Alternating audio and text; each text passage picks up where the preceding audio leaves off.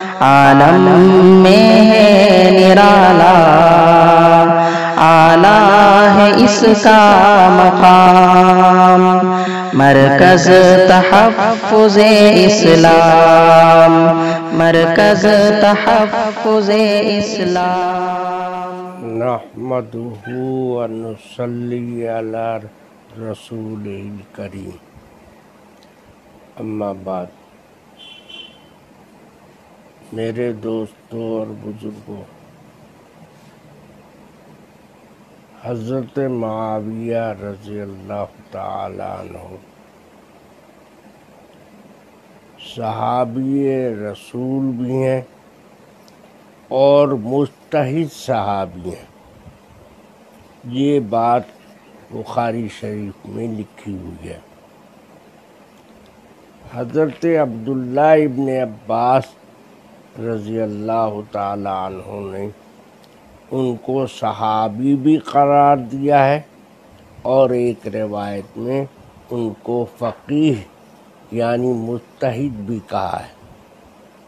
اب دو بات یہاں پر سمجھ لینے کی ہے۔ پہلی بات تو یہ ہے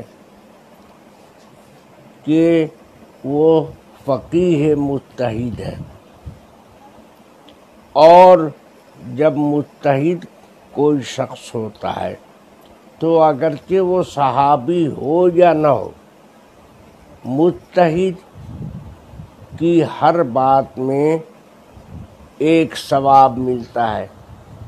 اگر وہ غلطی بھی کر دے، خطا بھی اس سے ہو جائے، تو اس کو ایک ثواب ملتا ہے، اور اگر اس نے خطا نہیں کیا اور صحیح بات کو پا لیا، تب تو اس کو 2 ثواب ملتا ہے۔ تو حضرت معاویہ رضی اللہ تعالیٰ عنہ جب فقیہ مجتہد ہیں، تو اگر خدا نخواستہ اگر ہم فرض ہی کر لیں کہ ان سے کسی بات میں غلطی ہو گئی یا انہوں نے خطا کر لیا، تو مجتہد کی خطا معاف ہوتی ہے اور اس میں تعویل کی گنجائش باقی رہتی ہے۔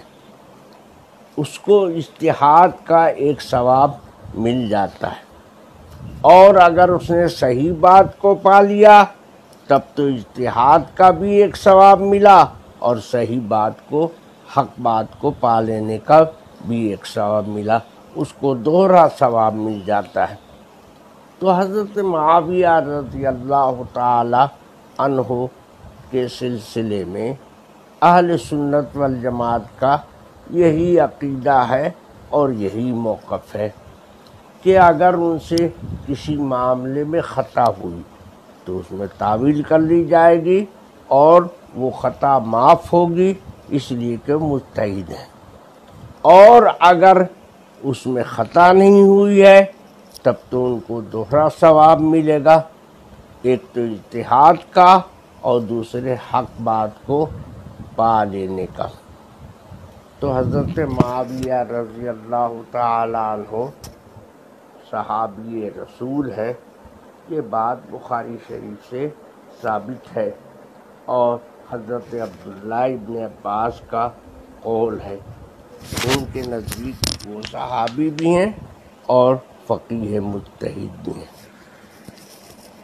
اب حضرت معاویہ رضی اللہ تعالیٰ عنہ صحابی اور مجتہد تو ہیں ہی، نبی پاک صلی اللہ علیہ وسلم کے سالہ بھی لگتے ہیں رشتے میں، اس لیے کہ حضور پاک صلی اللہ علیہ وسلم کی ایک بیوی ام المومنین حضرت ام حبیبہ رضی اللہ تعالی عنہا حضرت معاویہ کی اپنی بہن تھیں، تو اس رشتے کی بنیاد پر حضرت معاویہ رضی اللہ تعالیٰ عنہ جناب رسول اللہ صلی اللہ علیہ وسلم کے اپنے حقیقی سالہ بھی ہوتے ہیں۔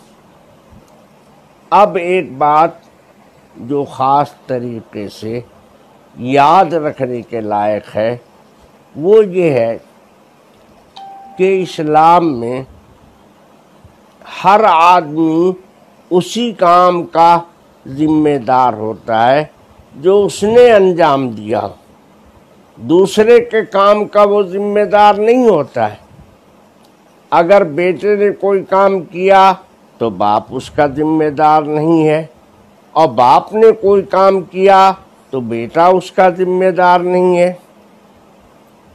تو بہت سارے لوگ، اور بالخصوص ہمارے شیعہ بھائی لوگ، حضرت معاویہ رضی اللہ تعالی عنہ کو یزید کے، جو ان کے صاحبزادے تھے، یزید کے عمل اور کردار کی وجہ سے حضرت معاویہ کو برا بھلا کہتے ہیں، حالانکہ یہ برا بھلا کہنا ان کا بالکل غلط ہے۔ حضرت معاویہ رضی اللہ تعالیٰ عنہ اپنے عمل کے ذمہ دار ہیں، یزید کے کردار کے وہ ذمہ دار نہیں ہیں۔ اب بہت سے لوگ یہ الزام دیتے ہیں کہ یزید کو خلیفہ اور ولی عہد انہوں نے بنا دیا تھا، حضرت معاویہ نے۔ ٹھیک ہے، انہوں نے بنایا تھا، تو جس وقت بنایا تھا اس وقت یزید کے کیریکٹر اور کردار میں کوئی ایسی بات نہیں تھی کہ جس کی بنیاد پر حضرت معاویہ کو متہم بنایا جائے اور یہ کہا جائے کہ ایک غلط آدمی کو انہوں نے کیسے بنا دیا، جس کا کردار صحیح نہیں تھا، عمل صحیح نہیں تھا۔ سوچنے کی بات ہے کہ حضرت معاویہ نے جس وقت بنایا اس وقت اس کا عمل غلط کہاں تھا، اس وقت ان میں کون سا عیب تھا، اس میں اس کے کردار میں کوئی عیب اس زمانے میں نہیں ملتا ہے۔ آدمی کا عمل بنتا بگڑتا رہتا ہے۔ آج ایک آدمی نمازی ہے اور کل اس نے نماز چھوڑ دیا، آج ایک شرط پہ نمازی ہے اور کل سے نمازی ہو گیا، تو جب بے نمازی ہوگا، شرابی جواڑی ہو جائے گا تو غلط ہو جائے گا، فاسق ہو جائے گا، اور جب نمازی ہے، پرہیزگار ہے، اچھا عمل ہے تو وہ صحیح ہوگا۔ حضرت معاویہ رضی اللہ تعالیٰ عنہ جس وقت ولی عہد بنایا اس وقت معاویہ اس وقت کے عمل کے ذمہ دار ہیں، تو حضرت معاویہ نے اس وقت اس کا عمل غلط نہیں دیکھا اور کوئی غلطی اس میں نہیں تھی، تو اس زمانے میں وہ غلط نہیں تھا اور فاسق نہیں تھا۔ اس لیے حضرت معاویہ پر الزام دینا کہ انہوں نے ہی بنایا لہذا وہ مجرم ہے، یہ اسلامی تعلیم کے خلاف ہے اور یہ شیعوں کا مسلک ہے۔ اہل سنت والجماعت حضرت معاویہ رضی اللہ تعالیٰ عنہ کو اس کا ذمہ دار نہیں قرار دیتے ہیں، وہ حضرت معاویہ کو صحابی رسول اور فقیہ مجتہد مانتے ہیں، اور حضرت ام حبیبہ رضی اللہ تعالی عنہا رضی اللہ تعالی عنہ جو حضور کی زوجہ محترمہ ہیں، ام المومنین ہیں، ان کے بھائی ہیں، اس لیے سالہ بھی لگتے ہیں۔ تو حضرت معاویہ رضی اللہ تعالی عنہ کے بارے میں یہی اہل سنت والجماعت کا موقف ہے۔ میرے بھائیوں، حضرت معاویہ رضی اللہ تعالی عنہ بہت بڑے فقیہ اور مجتہد صحابی ہیں، یہی بخاری شریف سے سمجھ میں آتا ہے اور یہی اہل سنت والجماعت کا موقف ہے۔ اس کے خلاف جو لوگ بولتے ہیں یا تہمت لگاتے ہیں حضرت معاویہ پر یا ان کو منافق کہتے ہیں، وہ تو شیعوں کا مسلک ہے۔ شیعہ لوگ تو حضرت معاویہ کیا، حضرت ابو بکر کو، حضرت عمر رضی اللہ تعالیٰ عنہ کو اور دوسرے صحابہ کو بھی منافق کہہ دیتے ہیں۔ یہ بہت جرم کی بات ہے اور بہت خطرے کی بات ہے۔ اگر حضور کے یہ اجلہ صحابہ اکابر صحابہ منافق ہو جائیں تو حضور کے آنے کا دنیا میں کیا فائدہ ہوا؟ آپ کے سارے شاگرد اور آپ کے سارے صحابہ اور سب ساتھ رہنے والے اگر منافق ہو تو حضور پاک صلی اللہ علیہ وسلم کا کوئی فیض نہیں پہنچا اور کوئی فائدہ ہی نہیں ہوا۔ صحابہ کرام کو حضور کی صحبت سے یہ تو حضور کے اوپر حرف لانا ہے اور حضور کی شان میں گستاخی کرنا ہے، اس لیے اہل سنت والجماعت اس سے بچتے ہیں۔